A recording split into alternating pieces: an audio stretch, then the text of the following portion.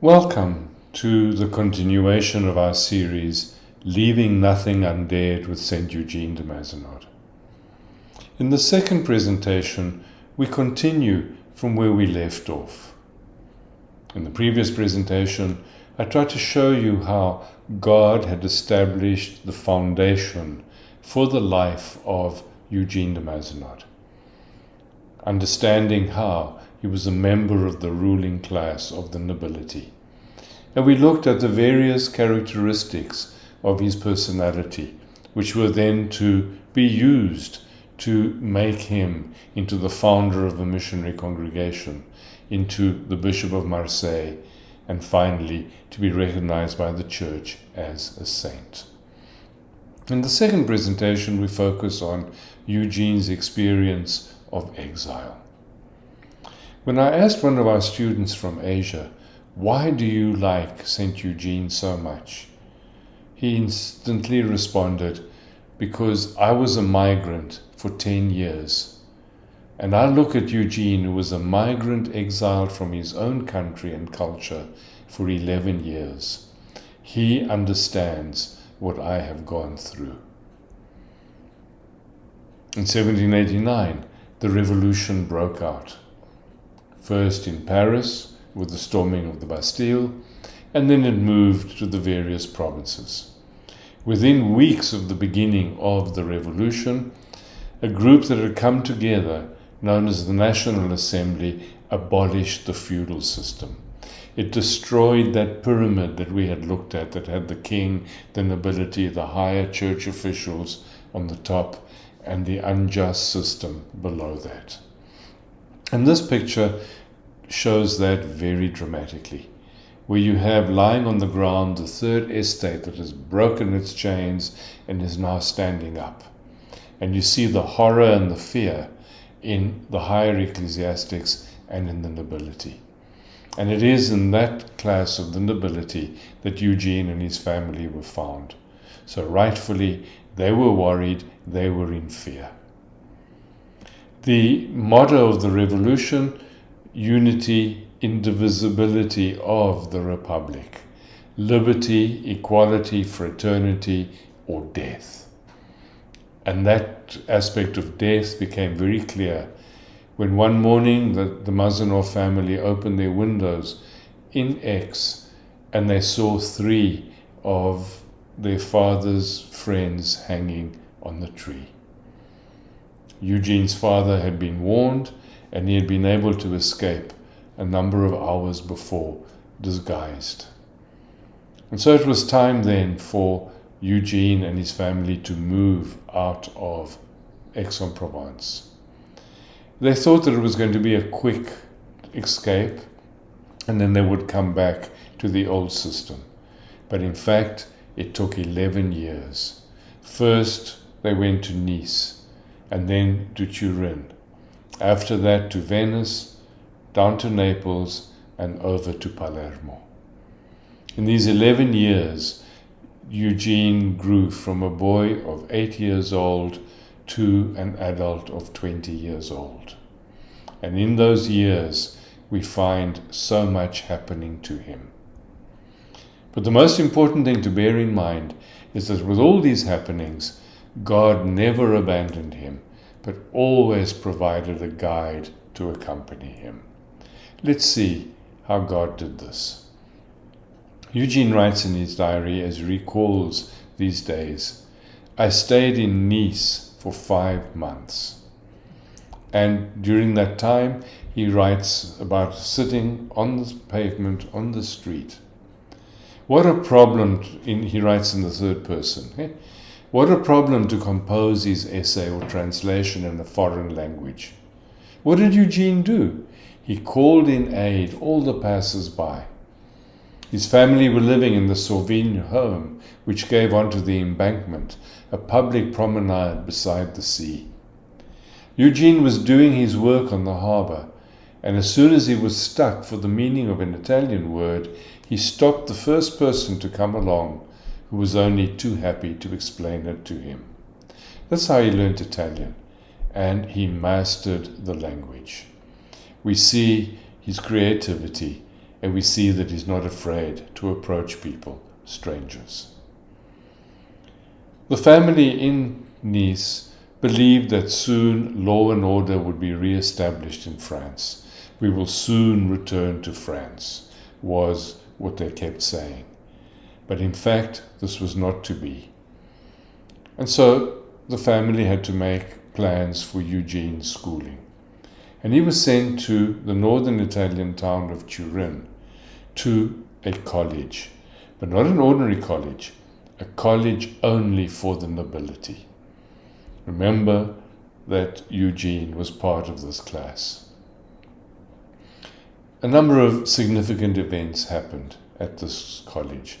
The first one was his first communion on Holy Thursday, a momentous moment for him, which he recalled every single year until his death, the day that Jesus in the Eucharist came to him for the first time, and also receiving the Holy Spirit in the sacrament of confirmation, and the courage that that Holy Spirit gave to him.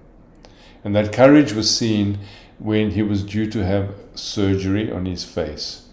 And the moment he saw the doctor, and there were no anesthetics in those days, the moment he saw the doctor and all these implements, he panicked and he ran off to his room. And while he was in his room, he prayed to the Holy Spirit, and he received that gift of courage to be able to go back and say to the doctor, okay, operate on me, I am ready. And we also see him in Turin as a gifted leader among his peers, among his students. And so in the midst of exile, we see that God never abandoned him, but always provided guides to accompany him. Whereas they had hoped that the exile would end soon, in fact, the family was forced to flee from Nice to Venice, because the revolutionary armies, having liberated France from the feudal system, now wanted to liberate the rest of Europe that was living under this feudal system. And so the Mazenod family traveled on a boat with 10 people in their party. From the 2nd of May 1794, it took 12 days for them to go by river to the city of Venice, the magnificent city of Venice. And on the right-hand side of that picture, the brown building is where the Mazenod family rented lodging. And across the way was a family known as the Zinelli family. As you can see from that palace, rather well off. And here Eugene was to meet a man who had a significant influence in his life that molded him really to be what he would be for the rest of his life.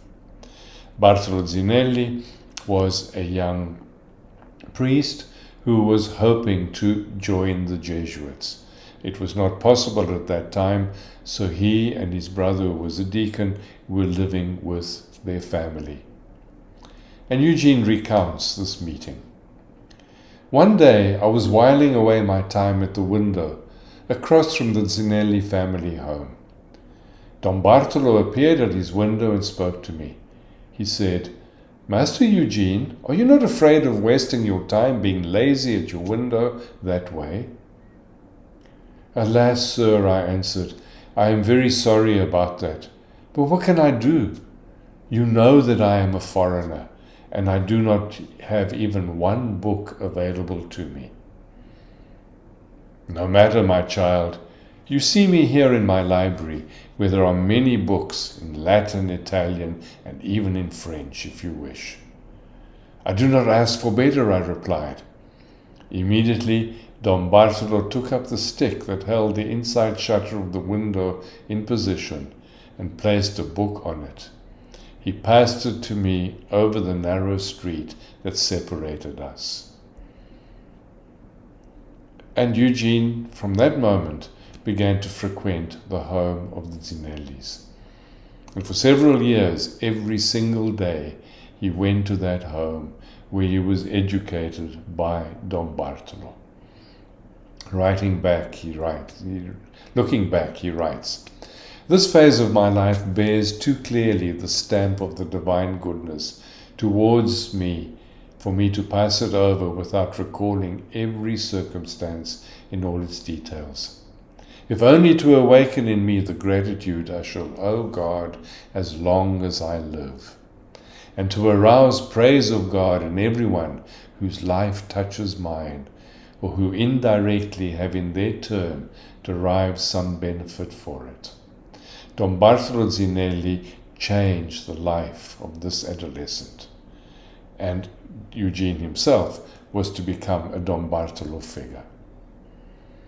He writes, "Can I ever thank God sufficiently for getting me from His infinite goodness help such as this precisely at the most difficult time of life? It was a decisive time for me, in which this man of God prepared my soul by his skillful hand and by the grace of the Holy Spirit, whose instrument he was. He planted in me the fundamentals of religion and piety, on which the mercy of God has constructed the building of my spiritual life. It was in the school of this holy priest that I learned to despise worldly vanities, to taste the things of God." Eugene was an adolescent. And just think of the turmoil that is caused in the life of an adolescent who needs guidance. And at that moment, he was not receiving guidance. His father was trying to make money. The father had been a lawyer in X. Now he's trying to be a merchant, and a very unsuccessful merchant at that, to keep the family going. Eugene's mother and sister separated from the father and went back to France. And Eugene was left alone, an adolescent who needed help as a human, who needed help growing up in his faith, and who needed help to have a goal in his life. And it was in the school of this holy priest that I learned to despise worldly vanities, to taste the things of God. Here we have a writing that is very dear to us in the Mazanodian family. It is known as the Preface. It is written in 1818, and it is the vision statement of Eugene for his missionary oblates. But when we look at the preface, we can see how full it is of what he received at the school of this holy priest, Don Bartolo Zinelli. Because in the preface, Eugene writes, "We must lead people to act like human beings first of all, and then like Christians, and finally we must help them to become saints."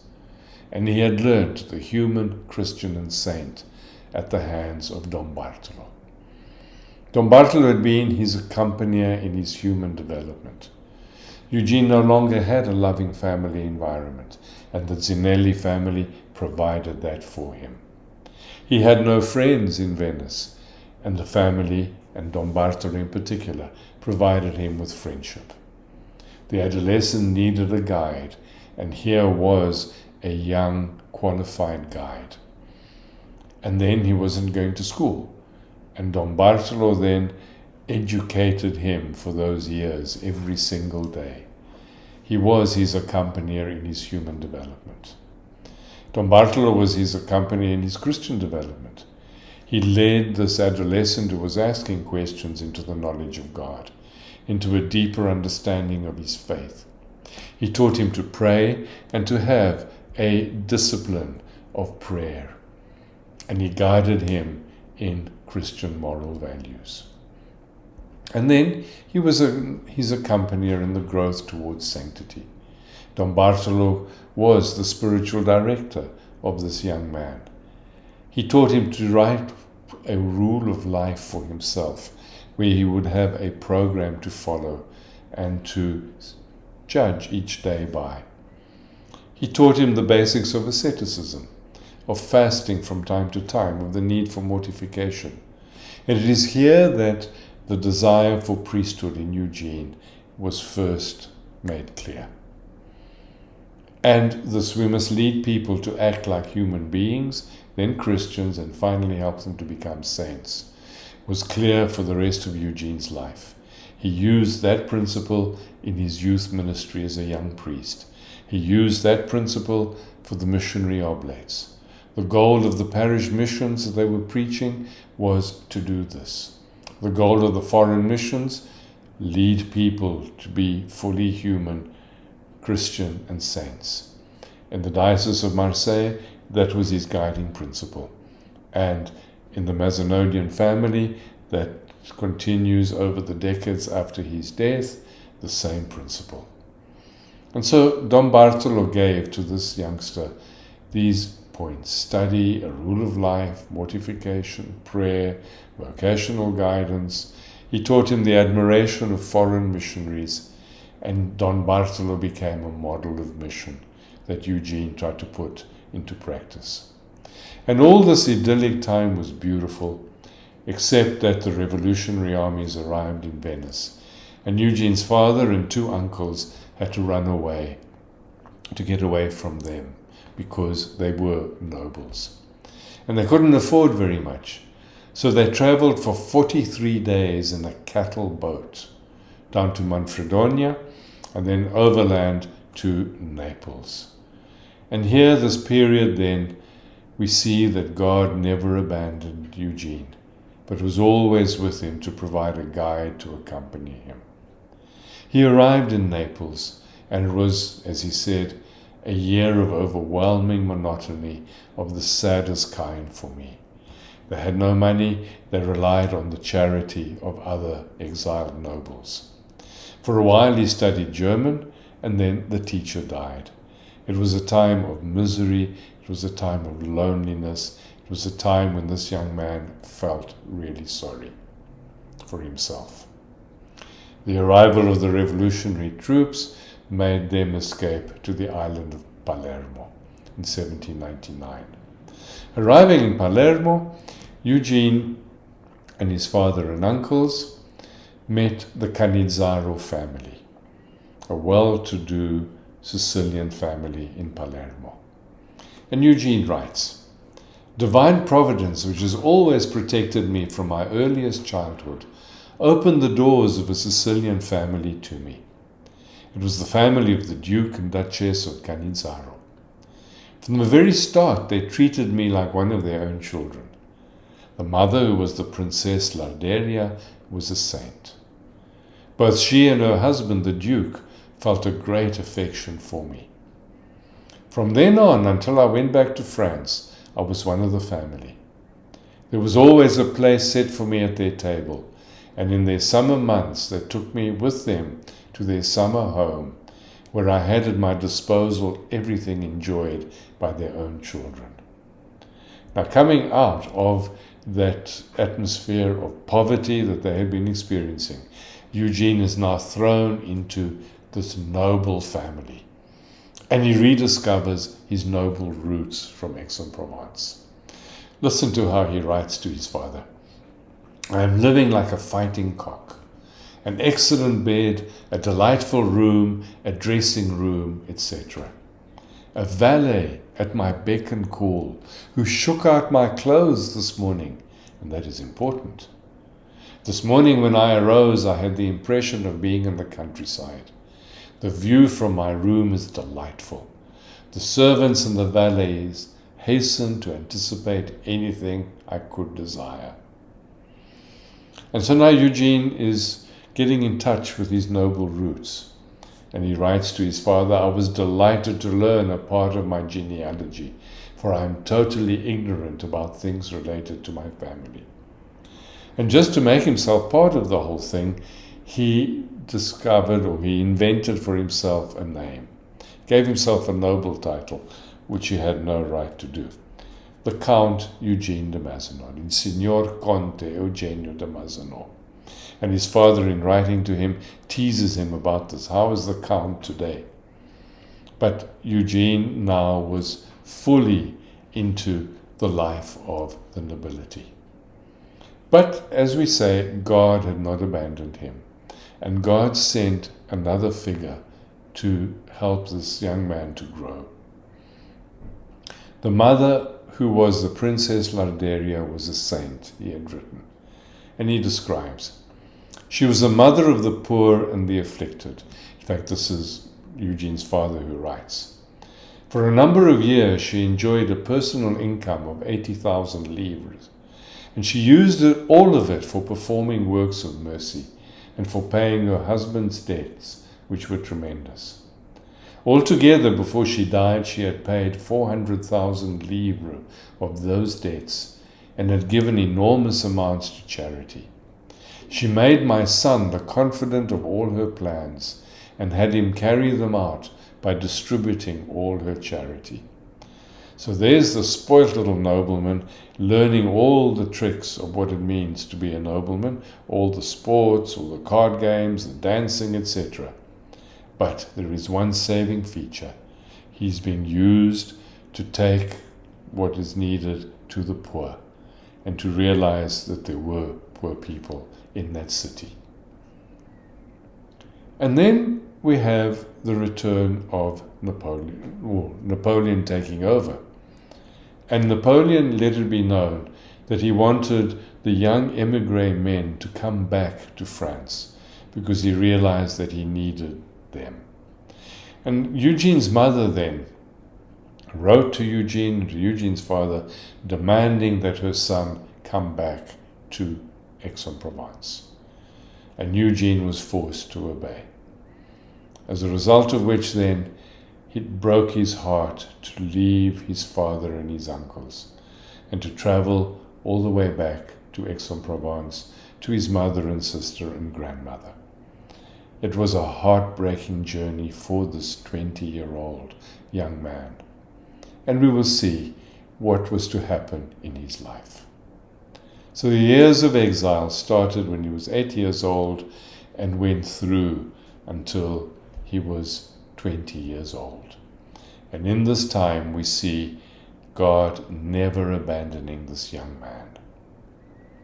And so as we conclude this presentation, leaving nothing undared with St. Eugene de Mazenod, we've seen the influence that people had on him in his most difficult years and in some of the better years too.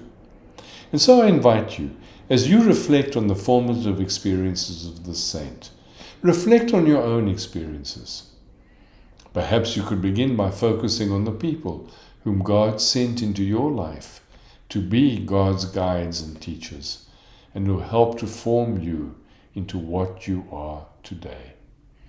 As God molded Eugene, so does God mold every single one of us, without exception.